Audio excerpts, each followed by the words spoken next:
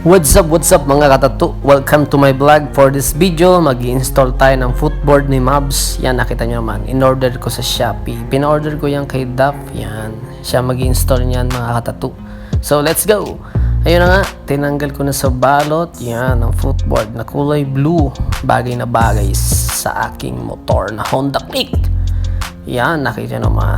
Pogi din yung nagkakabit. Hahaha. At yun na nga, kinakabit na nga ni Duffy Bird. Yan, nakita nyo naman. Poging-pogi na si Mavs.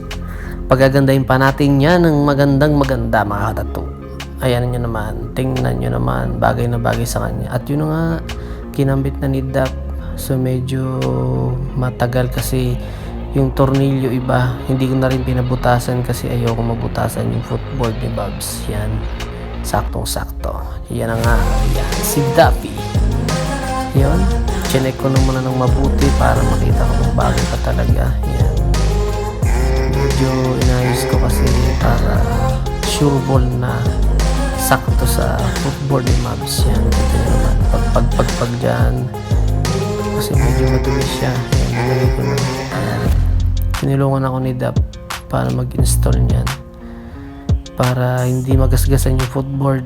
Yan, para may pang protection din sa mga alikabok, sa mga bato. Nakita nyo naman, no? Diba, angas. At yun na nga, shout out kay DJ Anot. Yan, si DJ Anot. At yun na nga, kinabit na di Duff yung tornilyo. Yan, isa lang kasi ayokong butasan talaga ng tatlo. Yan, tinornilyo na ni Duffy.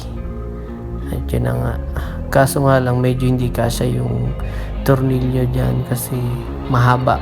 So bumili ako ng tornilyo sa isang motor shop dito sa Kumatkat. At yun na nga, yun si Mingming. Bye-bye!